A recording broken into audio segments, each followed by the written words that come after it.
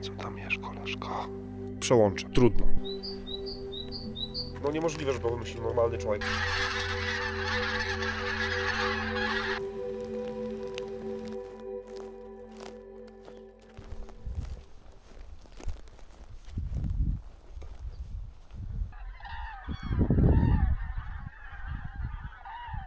Dzień dobry, szanowni państwo. Jeśli to oglądacie, bo właśnie wam wyskoczyło, to znaczy, że jest pewnie czwartek po 17. Jesteście przepracowani i potrzebujecie udać się na chwilkę do... To się nazywa Happy Place. Witajcie na kanale Ekwipunek Dźwigany. Codziennie zabieram was do mojego Happy Place'a. Mgła, mam nadzieję, zelżeje. Chciałem wam pokazać coś specjalnego. Nie wiem, czy jest szansa jakakolwiek. Co jakiś czas mnie pytacie o to, o tamto. Ja nie jestem fotografem, a tym bardziej fotografem przyrody. To nie jest takie hop-siup. Najlepiej spróbować, żeby wiedzieć, że... Ale wam pokażę, czego ja używam. I wziąłem jeszcze nową kuchenkę, więc zrobimy sobie kawkę nad Wisłą, bo zamówiłem i to już jest ostatnia, którą chcę wziąć do porównania tych kuchenek wszystkich składanych na drewko. To sobie później zrobimy jakąś przerwę i zrobimy sobie kawuśkę. I posiedzimy się, pogapimy, ale nie wszystko stracone, bo ja sobie tu przyjeżdżam i co jakiś czas włączę nagrywanie, więc mam trochę materiału. To żebyście odpoczęli, to wam powklejam wstawki z innych poranków i popołudniów.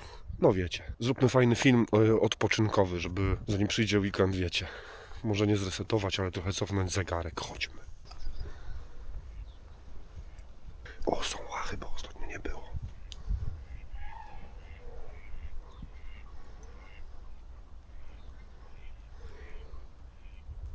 O, tu gęsi.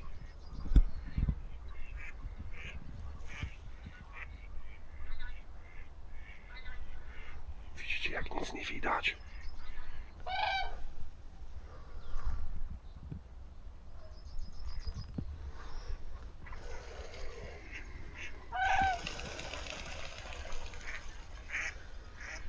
Ten drugi brzeg fajnie wygląda. Wiecie, nie? Do kogo się tu przyjeżdża. Jak nie wiecie, to wam podpowiem, że nazywa się na B i nie jest Orlen.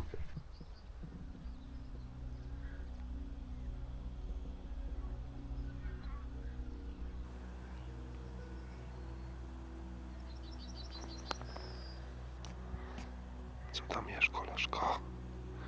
Dobrego.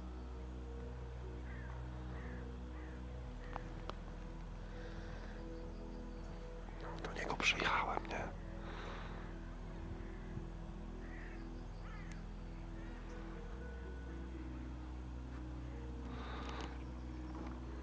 Latają naprzeciwko.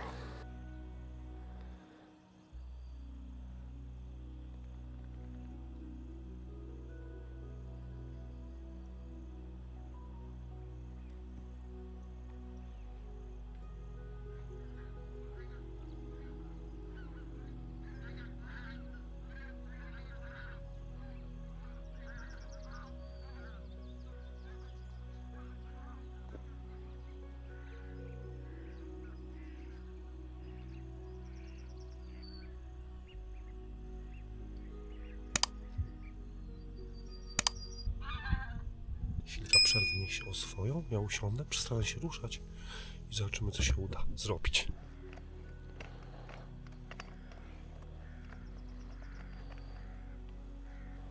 Ale ta mgła wszystko psuje, łącznie z fokusem, cholera. Mam nadzieję, że coś tam wytnę z tego bielika, co latał. Właściwie dwóch. Już chyba jest po zawodach, bo na przełomie stycznia i lutego się romansują bieliki ze sobą, ale to już chyba po frytkach.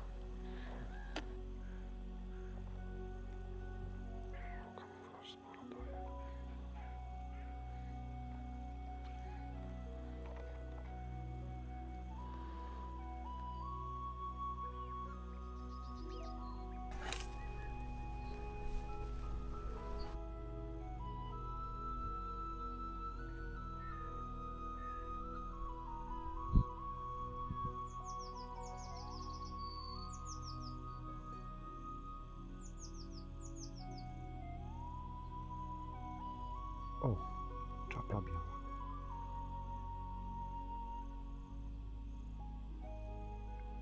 Muszę sobie tu ptaszale urządzać jadalnię, bo wszędzie leży pełno takich... Ale perły nie znalazłem żadnej. 15 minut.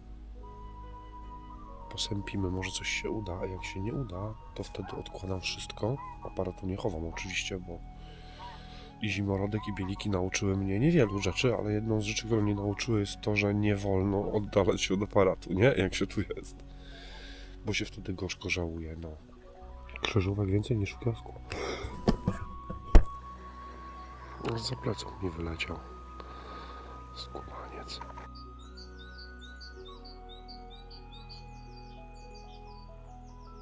Właśnie dlatego mówiłem, że nie można odkładać ani odchodzić za bardzo od aparatu.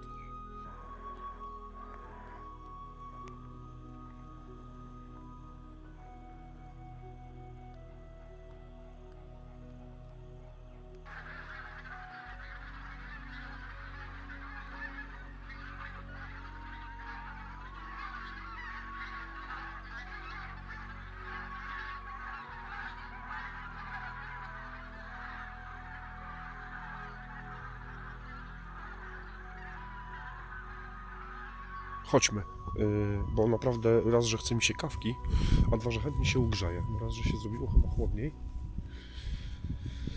Wybaczcie, będę się rozglądał, nie będę patrzył w kamerę, bo wiecie, paranoja, nie? Jakbym już miał za mało, nie?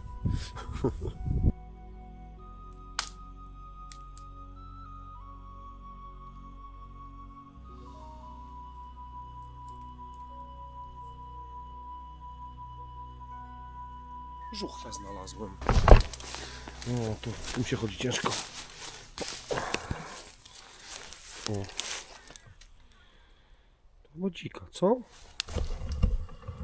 Chyba wystarczy, co? Żeby kawę zrobić w mojej kuchence.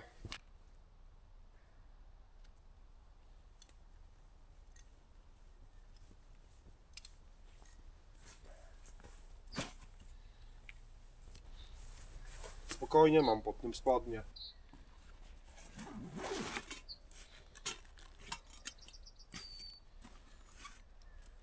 No mam 24-105 obiektyw, ale kurde, jak go przełożę, to przyleci bielik, nie?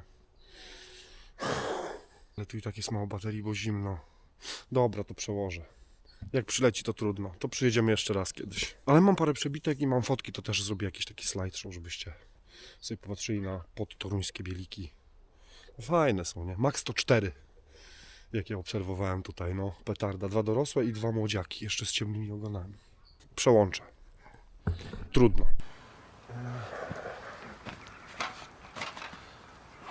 15 na 15 na 20 cm.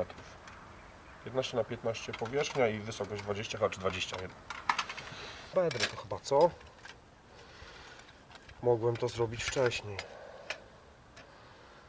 No wiem, że to by się wypaliło, ale gdzie walić?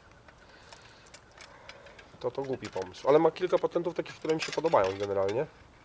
Naprawdę super pomysł z tą folią. I dodatkowy śmieć. Dobra, dajcie mi chwilę. 6.5 hours later. No nie bójmy się, szanowni państwo, tego określenia. A żeby tego używać publicznie, to sobie zostawiam naprawdę na specjalne okazje, ale to, żeby to puścić na sztance, tam na te prasy czy coś w tej folii, to musiał wymyślić debil. No niemożliwe, że to wymyślił normalny człowiek, nie uwierzę. Zrobiłem co mogłem. Żeby się też nie pokaleczyć. Fajne to jest, że tu jest ta kratka, ten ruszt. On jest na stałe, nie? Na zawiasikach. A tu są haczyki, więc jak się go otworzy, to się kuchenka blokuje. No dobra.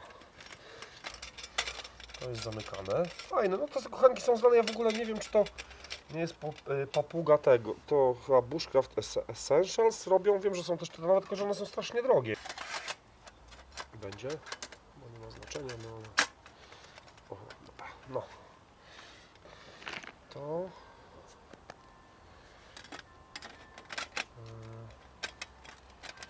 Aha, jak dusz jedną u góry, to wchodzi na ten. Okej.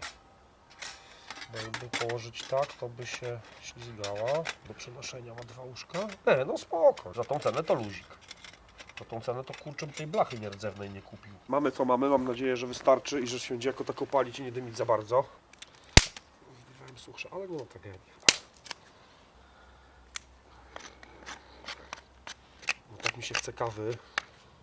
Jakbym nie powiedział wam, że wam pokażę, to bym chyba zrezygnował i obrał to na spokojnie gdzieś tam w kanciapie, bo... O matko.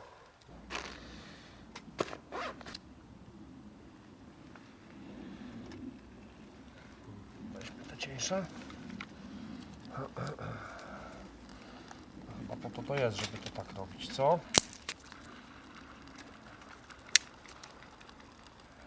Może nie też trzeba tak co chwilę dokładać, jak do tych małych składanych, bo to tam to też jest wkurzające, trzeba przy tym tańczyć. A tu jak się napali, to się chwilę powinno... No i takie na miasto ogniska, nie? O, ale ciepełko.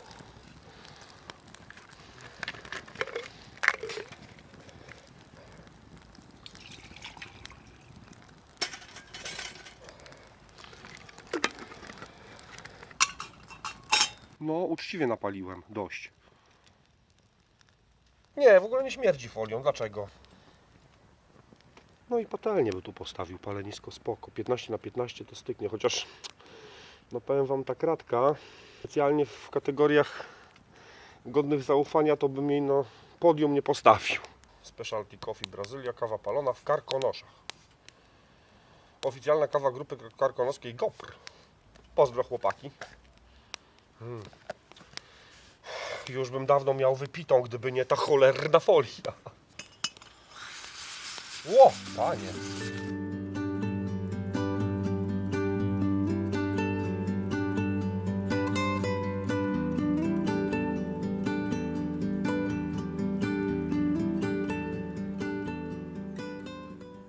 Teraz mógłby przylecieć i tu usiąść, nie?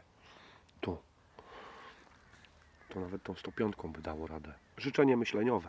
3 siorbki kawki, sprzęt i spadamy. Na koniec panel sprzętowy. Kamuflaż, kominiarka. Od tego mojego pierwszego zestawu. Nie wiem jak jest przyjęte, natomiast zauważyłem, że jest duża różnica między tą kominiarką taką 3D z liśćmi, a na przykład czapką w kamuflażu i buffem w kamuflażu. Jakoś tak to lepiej chyba maskuje głowę. Wiem, bo prawie straciłem oko przez zimorodka, jak byłem w tej kominiarce. Usiadłem cicho, siedziałem no z dobrą godzinkę i się ganiały dwa i przeleciały mi 30 cm od głowy. To brzmi niewiarygodnie, ale tak było. Sam się dziwię. Można się przestraszyć małego ptaka. Pojawiły się znikąd, prawie wybiły mi oko i zniknęły. Niektórzy fotografowie ci prawdziwi mówią, że kamuflaż jest zbędny czy coś. No ja zauważam różnicę. Może dlatego, że po prostu bez kamuflażu jestem totalna sierota.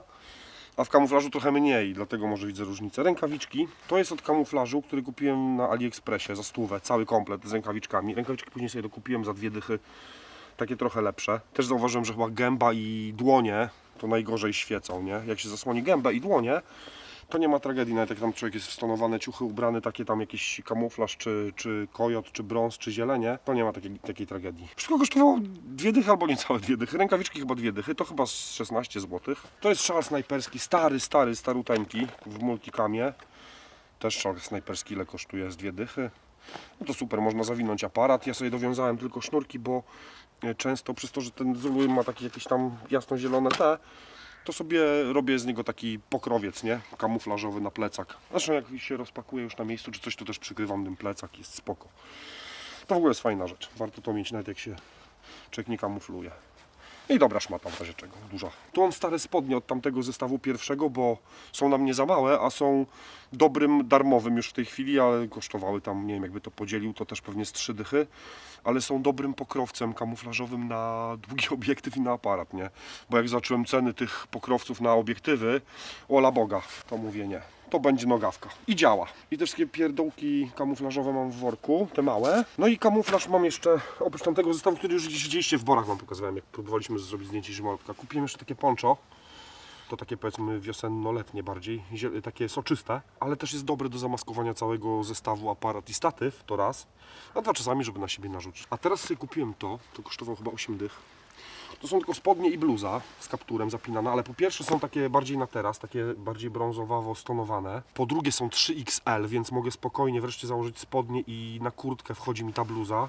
Są z lepszej siatki trochę, bo tamta bluza już mi się trochę porwała, bo wiecie, chaszczory. Pewnie w tej siatce byłoby cieplej latem, ale no to nie jest kamuflaż na lato, nie? Więc pewnie ona jest taka trochę gęstsza i taka sztywniejsza, trochę taka porządniejsza. Tylko tego nie kupiłem na AliExpressie, to kupiłem na Temu. Skusili mnie tymi reklamami paskudnymi swoimi. No, ale działa, jest spoko jest. No i też się dobrze maskuje. Nawet zrobiłem parę fotek kiedyś komuś, bo się pytał o ten kamuflaż. Też tutaj, tylko w innym miejscu. To jak znajdę, to wam pokażę, jak to się kamufluje. Całkiem spoko. Aparat, obiektyw i statyw to wam pokażę na końcu. Tu mam jeszcze takiego klampa, też jakiś Chińczyk, który mi służy do tego, żeby przyczepić do gałęzi albo do statywu DJI-kę, kamerę sportową. Pozwólcie, że będę się od razu pakował. Tu są rozpałki. Poddupnik, ale najczęściej to biorę są karimatę, bo ta karimata, ta harmonijkowa, taka składana w harmonijkę, to i można sobie zrobić siedzenie nawet odbite z oparciem. Potem poddupnik to tak 3/4 marka na nim siedzi, 1/4 marka siedzi poza poddupnikiem, no niestety. To jest jakaś w ogóle dyskryminacja. Powinniśmy my, nienachalnie szczupli, body pozytywni, powinniśmy wykręcać zadymy tym firmom, co nas szkalują i dyskryminują. I na przykład robią tylko 2XL albo małe 3XL. Krzesełko, ja nie wiem, czy to już widzieliście, bo miałem poprzednio tej samej firmy. Drogie jak nieszczęście one są, ale tam to pogiąłem, wygięła mi się noga, ale mi naprawili w ogóle, mogę wam opowiedzieć historię. Ja teraz kupiłem to, Bondo mnie skusił, to jest komfort, ma większe siedzisko i 10 cm jest wyższe i kurde to robi robotę, nie? Tym bardziej jak się tak siedzi bez ruchu, na przykład 2 godziny, tak jest za nisko, to bolą kolana, nie? Stare. A to jest ekstra, tylko że to jest jeszcze droższe w ogóle. Ale powiem wam historię, kupiłem to pierwsze krzesełko, Walkstool Basic, to się nazywa, bo to jest Walkstool Comfort szwedzki. Basica kupiłem, ona ma tam chyba do 175 kg obciążenia. Piszą gdzieś tam na jakiejś metce drobnym druczkiem, że trzeba zwracać uwagę, żeby siadać na równych powierzchniach, coś tam. I po jakimś czasie jedna noga się leciuteńko wygięła, także prawie tego nie było widać, ale już nie szło tej nogi złożyć, nie? Ten teleskop nie działał. A kupiłem to pierwsze krzesełko w firmie, przez Allegro, ale sklep się nazywa Dobry Sezon, to chyba myśliwski. I napisałem do nich, że takie coś mi się stało, że prawdopodobnie to jest wygięte, no więc rozumiem, uszkodzenie mechaniczne. Wie pan co, mamy jeszcze jedno do reklamacji. To jakby pan nam wysłał, to załatwimy z dystrybutorem chyba, czy z producentem. Okej, super, to wyślę. I zapomniałem oczywiście, bo jestem gapa. I po pierwsze do mnie sami zadzwonili. Zadzwonił do mnie gość z Dobrego Sezonu. Proszę wysłać, bo jutro wysyłamy, czy tam pojutrze. Mówię, o super, dziękuję. Chyba za, nie wiem, tam kilka dni dosłownie. 3, 5, nie pamiętam. Dostaję info w inpoście w aplikacji, że paczka do mnie wraca. Mówię, a no nic nie napisali, pewnie tam producent to powiedział, no uszkodzenie mechaniczne, wygięte, spadajcie, nie? Dostałem, noga wymieniona. A Bondo sobie kupił to większe i mnie nakusił i też w końcu kupiłem to większe. No jest wygodne. Jak się ma dupkę, która zajmuje jeden cały poddupnik i jeszcze trochę, to jest wygodniejsze, a jest jeszcze droższe. Nie chcę o tym rozmawiać. Trauma. Aptekę mam oczywiście w plecaku, mam zawsze. Tu mam jakiś nóż na pewno. Tak, tak. A tu jest Appleton gumiak. Tu jest no moja DJI-ka, której zawsze używam, ale dzisiaj sobie wziąłem jeszcze drugi statywik mały, żeby też móc sobie go gdzieś tam postawić, jak będę tu miał przykręconą długą rurę. To jest ten statyw, którego używam, jak chodzę na dłuższe trasy albo jak robię solówki, bo on jest leciutki. Co prawda ma tylko 1,15 m po rozłożeniu, no ale jest leciutki. No i DJI-ka Osmo Action 4. Tylko że w klatce. Mam klatkę Small Riga kupiłem. Metalowa, że można w pion w poziom montować. W tej oryginalnej plastikowej, co jest do kamerki, nie ma sanek, nie ma stopki. A tu mam stopkę, że mogę sobie zewnętrzny mikrofon albo lampkę wsunąć. No i ma gwinty wszędzie, także no taka to jest zapasówka albo do backstage'a i tak dalej. To mam jeszcze, mogę wam pokazać, tylko nie wiem, czy to widać. Gdzie to widzieliście, to ją, nie wiem, z 1,5 roku ją mam. Nie wiem, czy Wojtek ją w ogóle wrzucił do sklepu. To razem projektowaliśmy. Mnie wkurzają chestrigi, czyli te nery na klatę, bo odstają przy schodzeniu z góry, albo jak trzeba patrzeć pod nogi. Jak nawet człowiek przyzwyczajony jest, że trochę stóp mu zasłania zazwyczaj, wiecie, człowiek. I w końcu wyszło, że ona jest taka płaska i naprawdę jest płaska. Fajna, jest wygodna, można patrzeć pod nogi. Szelki ma takie mądre, z krzyżykiem, wygodne i plecak nie przeszkadza ten krzyżyk pod plecakiem. A tu mam te takie rzeczy, które chcę mieć pod ręką, czyli o, lornetę i zapas baterii. I powerbanka. I jeszcze więcej baterii, no bo niestety Canon żre baterię. Bez lusterkowiec, a do tego jest zimno, nie? Więc te baterie schodzą szybciej, a jak się ma aparat non stop włączony, bo nie wiadomo kiedy coś się wydarzy, dopiero na końcu wiadomo, że już się nic nie wydarzy, to schodzi tych baterii. A to jest Bushnell Engage 10×42. Ona nie jest tania, jest droga, ale jest taka, Bushnell chyba już taka przyzwoita. Ja nie jestem żadnym fachowcem od lornetek. Mogłaby być 8 chyba. Mam wrażenie, że jakby była ciut mniej przybliżała, to byłoby mi wygodniej, ale ja ją mam chyba rok. Wcześniej się rozglądałem za pomocą aparatu z teleobiektywem i machanie tymi tam 3 kg czy ileś.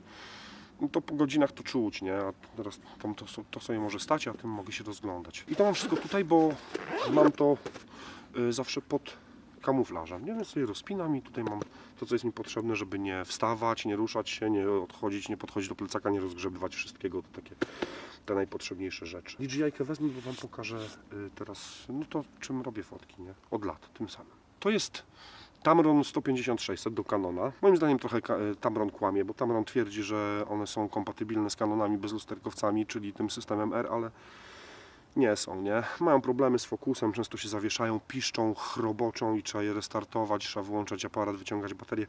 No to jest taki chyba najtańszy, ale to ja go, Przemek mi go pożyczył. Robię sobie wprawki znowu, bo chcemy z Przemasem jechać na Dolinę Baryczy, jak się zacznie sezon, bo chcemy się pobawić jakiś taki weekend. To na pewno Was też zabierzemy, nie?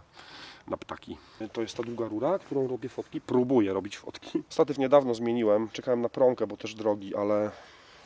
Waldi kiedyś kolega, jak oglądasz to Waldi, pozdrawiam serdecznie. Miałeś rację niestety z Kubańcu. Waldi mi kiedyś powiedział, że statyw albo Manfrotto. Miałem jakieś różne, miałem Velbona, miałem jeszcze jakieś inne statywy. Ostatnio miałem K&F Concept. Po roku czy po półtora roku najpierw odpadła noga, rozkleiła się, bo tam był ten blokowany, skręcany system. To wypadała mi noga, a później rozleciała się ta kolumna centralna. Dziadostwo. A nie był tani, bo on kosztował chyba 600, więc obraziłem się na KNDF-a, chociaż głowicę też mam KNDF-a, ale zaraz Wam to pokażę. To jest moja maszyna. Jak go kupowałem, no to między innymi duża część mojej kolekcji noży poszła do ludzi. Używam go, nie wiem, z 4 lata w tej chwili.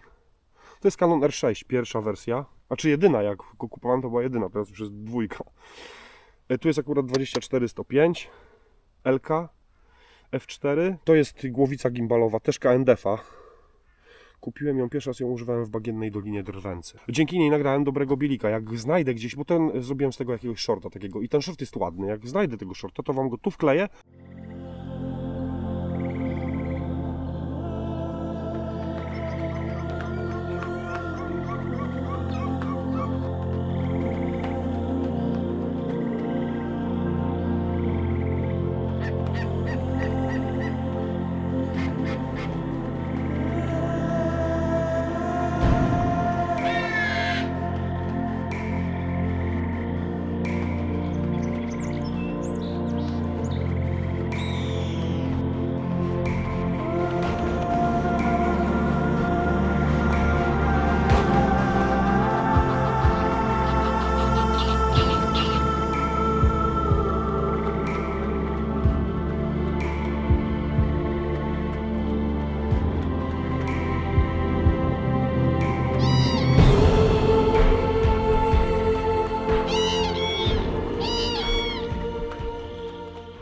To była dobra zabawa. On się luzuje tu i tu. Niektórzy mówią na to chyba kardanowa.